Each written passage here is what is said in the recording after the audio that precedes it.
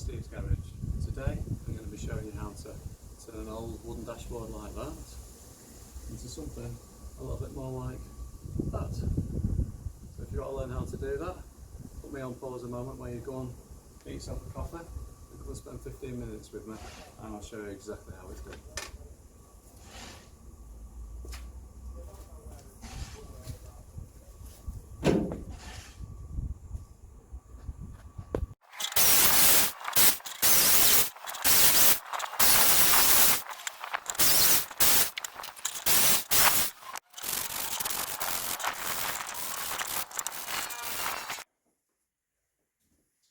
Okay, what you're going to need, you're going to need some form of press. So what I've done is a piece of ply with a couple of bits of slate lath screwed onto the back to keep it nice and straight, and it makes it easy to put the weight on the top. You need two of those, one for underneath your dashboard and one to put on top to press it. So now you've got your dashboard sanded down, and we're going to put the veneer across the top and have a quick look at the grain in the veneer and what we like to see on our dashboard. So if we get the veneer like this, comes in a nice sheet. I love the look of this stuff. So basically what I'm doing is I'm looking at the grain here and I'm thinking, what do I want to be seeing in my dashboard? Well, to be honest with you, it all looks pretty nice. It's a shame this is running in the middle. Let me see. I might actually go for that coming through the top.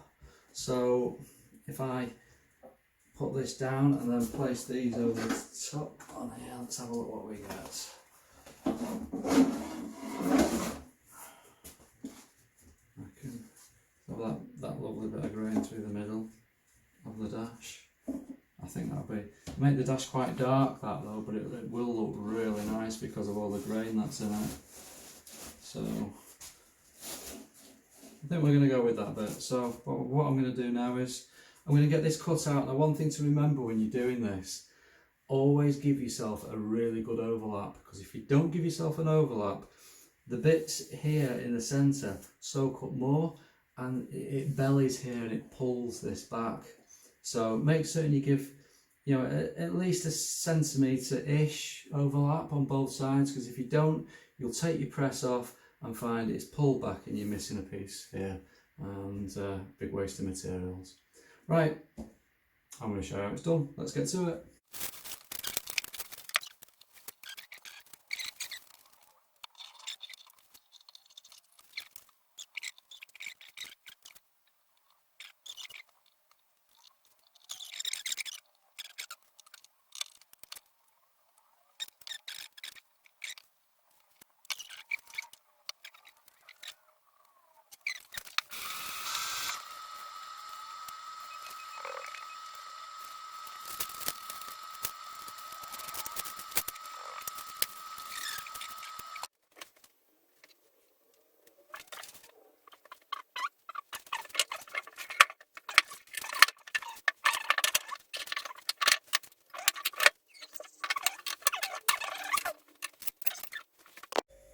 Right, okay, the dashboard with the veneer on it has been in the press now for 3.5 hours.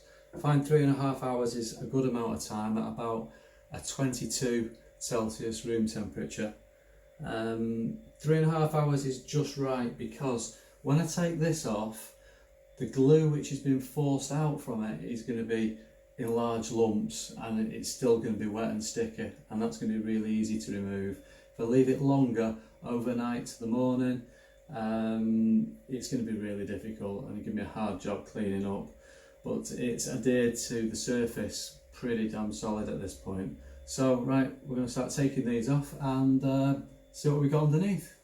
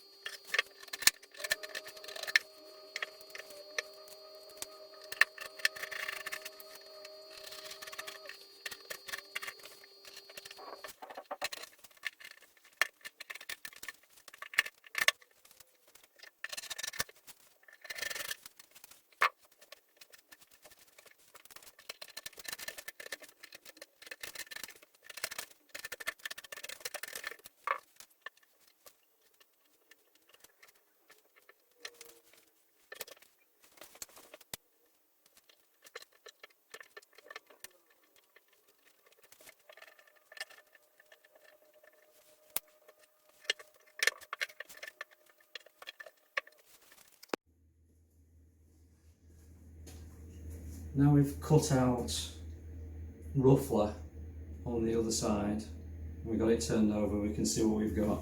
We've got a lovely grain running right away through the dashboard that matches up right through.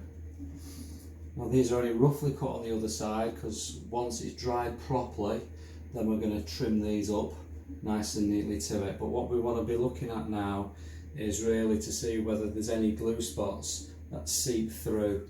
So looking down at any shiny bits on it, just get that cloth on it, and while the glue's still in a wet state, get it off. Because if you don't, it'll stay in there, and although when you've varnished it, it'll fade out into the background, you're going to be the one that still notices it's there. And if you want a perfect job, you got to make certain it's all out of there. After the veneer's been on the dash now for 24 hours, you can start properly cleaning it up, because that is now completely bonded to the back of the dash. So we can get the sandpaper out and start cleaning it up.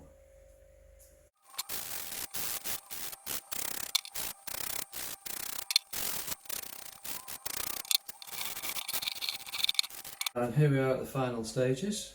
We've got it all sanded down. What I've done is I've given it a light going over the top with 320, and obviously gone in and out of all these, running around it, try and go with the grain. On these, on the sides here, drop off in one direction on these, because you don't want to burr these edges.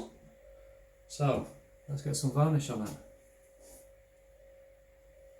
I'm using a polyurethane varnish, which is oil based, and let's see how this wood comes up. Try and make your brush strokes in one direction and attempt to get it in one run if you can.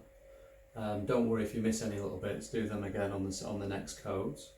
You don't want to be trying to fill things in if you can at all help it. Right, let's get to it.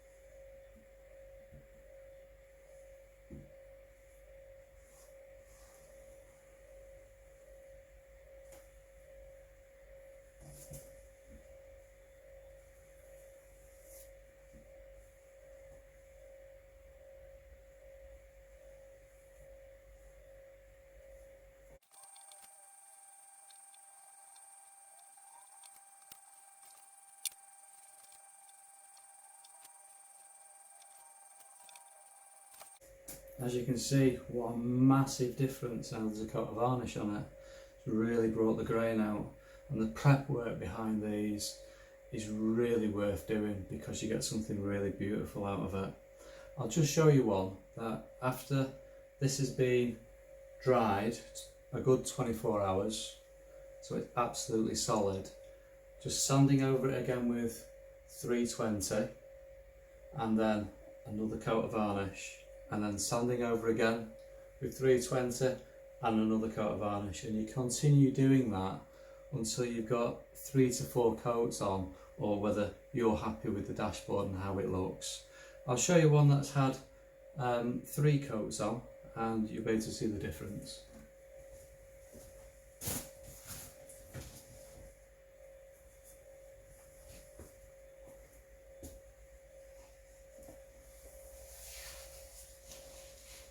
There's one with 3 coats. So this is what we're aiming for.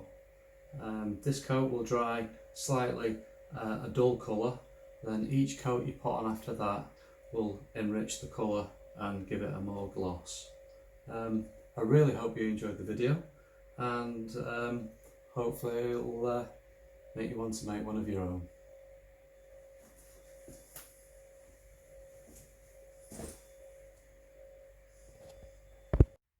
Don't forget to give me a thumbs up if you like the video, and hit the subscribe button on the bottom, as I'll be bringing you new projects each week.